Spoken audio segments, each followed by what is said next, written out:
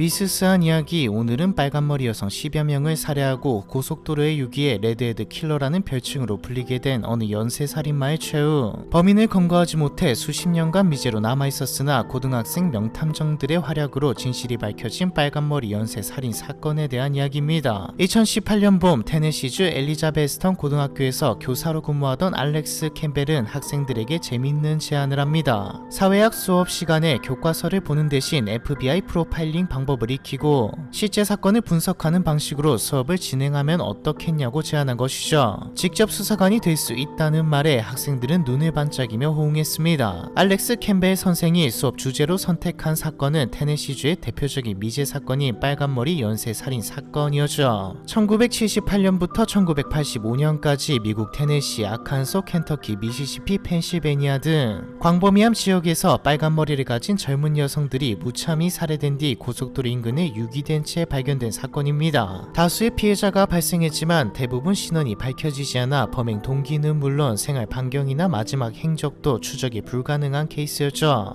피해자가 언제 어디서 누구와 마지막으로 만났는지 수사 동선이 그려져야 용의자 리스트를 만들 수 있는데 해당 사건의 경우 피해자가 누구인지조차 확인할 수 없었습니다. 그저 비슷한 시기에 연달아 발견된 5구의 재인도가 연쇄살인 사건의 피해자일 수 있다는 가능성이 제기된 상태일 뿐이었죠. 참고로 재인도는 영어권 국가에서 신원미상의 여성 시신을 지칭하는 용어입니다. 경찰은 신원불명의 재인도들이 히치하이킹을 시도하거나 성매매를 하다가 살해되었을 것이라고 추정했죠. 5구의 시신 외에도 비슷한 수법으로 살해된 시신이 9구나 더 있었으나 같은 연쇄살인 사건의 피해자가 맞는지 확인할 방법은 없었습니다. 알렉스 캠벨 선생은 확인된 게 아무것도 없는 장기 미제 사건이었기에 수업 주제에 걸맞다고 생각했죠. 나도 평생을 테네시에서 살았지만 빨간머리 살인 사건에 대한 이야기는 거의 들어본 적 없었다. 워낙 오래전 사건이고 밝혀진 내용이 아무것도 없어서 사람들의 기억에서 잊혀져 버린 것이다. 관할 경찰서에 연락해 단독 범행인지 2명 이상이 함께 저지른 범행인지 사건 이후 연쇄살인범이 다시 나타난 적 있는지 없는지 확인해봤지만 아무도 대답하지 못했다. 밝혀진 사실이 없기 때문에 오히려 학생들이 수업에서 배운 내용을 자유롭게 적용할 수 있을 것이라고 생각했다. 캠벨 선생은 전직 FBI 요원과 현직 형사들을 학교로 초대했고 학생들은 수사 전문가의 지도를 받아 프로파일링 기법을 차근차근 배워나갔습니다. 동시에 프로젝트의 첫 번째 목표를 범인이 1명인지 또는 2명 이상의 공범이 있는지 밝혀내는 것으로 정하고 총 14건의 유사 사건 중 5건을 집중 분석하기 시작했죠. 빨간머리 연쇄살인 사건의 1차 피해자로 추정되는 여성은 1984년 9월 16일 아칸소주 웨스트 멤피스 근처의 고속도로 인근에서 발견됐습니다. 발견 당시 시신은 스웨터 하나만 입은 반나체 상태였으며 신원을 확인할 유류품은 없었죠. 9개월 후인 1985년 6월에야 지문 대조를 통해 피해자가 웨스트 버지니아 출신의 28세 여성 리사 니콜스라는 것을 확인했습니다. 리사 니콜스는 가족들과 떨어져 긴 시간 홀로 지내고 있었고 플로리다에 한동안 머물다가 다른 지역으로 가기 위해 고속도로 트럭 정류장 근처에서 히치하이킹을 하던 중 살해된 것으로 추정되었죠. 2차 피해자는 1985년 1월 1일 테네시주 젤리코 근처 캠벨 카운티 75번 고속도로 남쪽 제방 아래에서 담요에 쌓인 채 발견됐습니다. 어깨까지 오는 길이의 붉은 곱슬머리와 노관을 가진 백인 여성으로 황갈색 풀오버 셔츠와 청바지를 입고 있었죠. 손목과 발목이 단단히 결박돼 있었으며 발견되기 최소 3-4일 전의 사망에 이미 부패가 시작된 상태였습니다. 부검 결과 피해자는 임신 12주차였으며 나이는 17세에서 25세 사이로 추정되었죠. 몸 전체에 죽은 깨가 있었고 한쪽 팔에 화상 자국을 포함해 크고 작은 흉터가 남아있었습니다. 시신을 싸고 있던 담요에 체액이 묻어있던 것으로 보아 성범죄 피해를 당한 후 살해된 것으로 보였으나 피해자의 신원은 끝내 밝혀낼 수 없었죠. 3차 피해자는 1985년 4월 3일 테네시주에서 머지않은 와오밍주 캠벨 카운티 노천광산 근처 도로에서 백골 사체로 발견됐습니다. 두개골을 포함해 32개의 백골을 조사한 결과 9세에서 15세 사이로 추정되었고 최소 1년 전에서 최대 4년 전 사망한 것으로 보였죠. 백골 사체 근처에서 플라스틱 단추로 만든 목걸이와 팔찌 등 어린 소녀가 지니고 다녔을 만한 소지품과 옷까지 일부가 발견됐지만 신원을 밝힐 만한 증거는 나오지 않았습니다. 4차 피해자 역시 백골 사체로 발견되었는데요. 1985년 3월 31일 테네시주 치턴 카운티의 플레전트 뷰에서 신원미상의 백골 사체가 나와 수사가 개시됐습니다. 피해자는 빨간 머리의 백인 여성으로 발견 당시 셔츠, 스웨터, 바지, 속옷 등 옷을 입고 있었으며 나이는 31세에서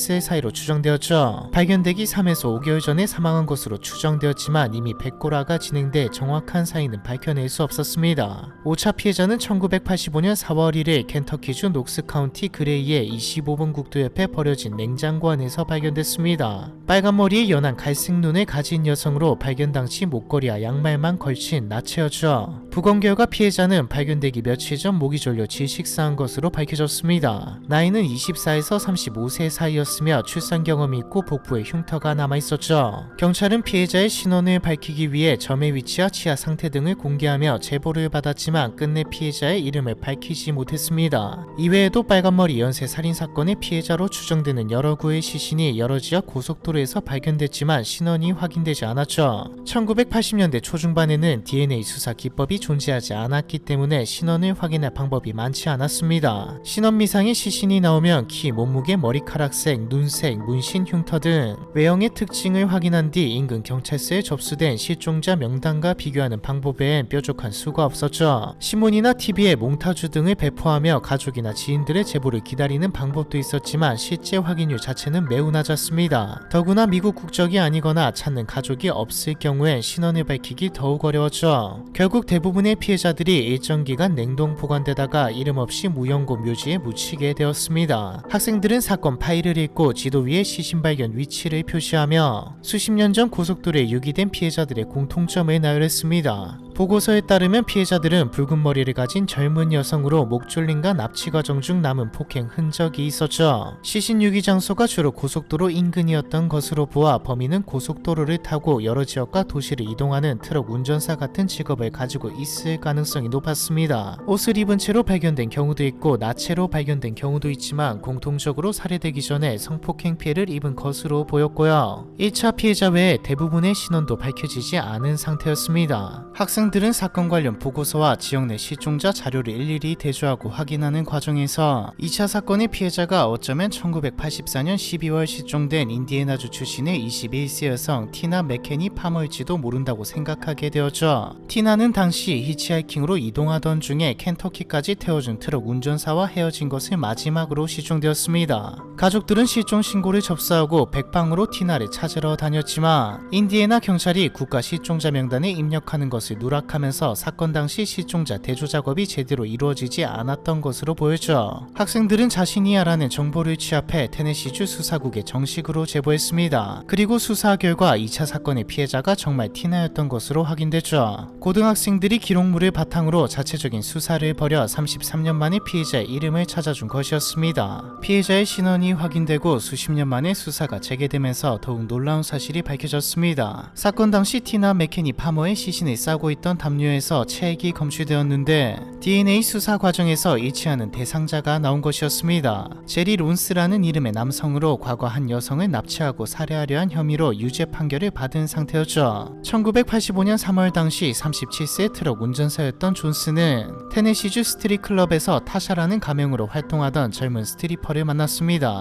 제리 존스는 자신이 텍사스주에서 파견된 수사관이며 현재 범인 검거를 위해 잠복 중이라고 소개한 뒤 후원 금액을 제시하며 타샤를 모텔로 데려갔죠. 금액의 절반을 먼저 주고 나머지는 나중에 주겠다고 했지만 존스는 성관계를 마친 후 돌변해 타샤의 티셔츠를 찢어 손과 발을 결박하고 입을 틀어막았습니다. 그리고 타샤를 트럭에 태워 고속도로를 따라 숲속으로 데려간 후 목을 졸라 살해하고 유유히 자리를 떠난 것이었죠. 하지만 타샤는 죽지 않고 곧 정신을 차렸습니다. 타샤는 도랑에서 기어올라와 고속도로를 지나가던 운전자를 향해 필사적으로 손을 흔들었죠. 무사히 구조된 타샤는 경찰에게 존스 이름, 인상착이 머물렀던 모텔방 번호, 차량 번호까지 모든 정보를 진술했습니다. 진술 중에는 인상적인 내용도 포함되어 있었죠. 그 남자는 제가 진짜 붉은 머리가 아니라는 것을 알고는 갑자기 불같이 화를 내기 시작했어요. 염색머리가 죽을 죄를 지은 것도 아닌데 자기를 속였다며 죽여버리겠다고 위협했어요. 존스는 경찰과 끈질긴 추격전을 벌인 끝에 체포되었고 차량 안에서는 장전된 권총과 현금 752달러 그리고 타샤의 찢어진 옷가지가 발견되었습니다. 되었죠. 증거가 너무나 명확했기에 존스는 곧바로 재판에 회부되어 납치 및 살인 미수 혐의로 종신형을 선고받았습니다. 재판이 끝난 뒤에도 끝까지 결백을 주장하며 경찰이 수사를 조작했다고 주장하던 존스는 복역 중이던 2015년 67세 나이로 사망했죠.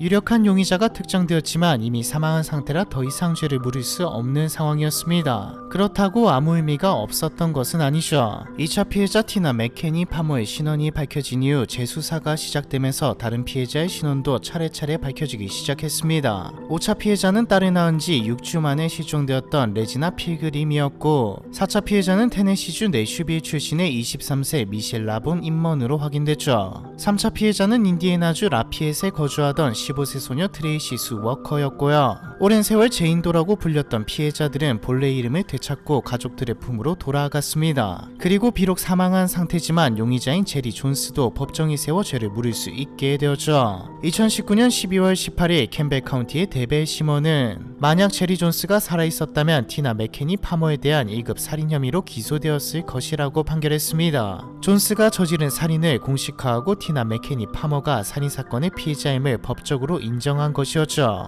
너무 늦긴 했지만 영원한 콜드케이스는 없음을 증명하며 미국 사회 내 정의는 늦더라도 결국 증명된다는 메시지를 던져주었습니다. 수십 년간 미궁 속에 빠져 있었지만 고등학교 교사와 학생들 덕분에 사건의 실마리를 찾아낼 수 있었던 빨간머리 연쇄살인 사건에 대한 이야기, 이번 편은 여기까지입니다.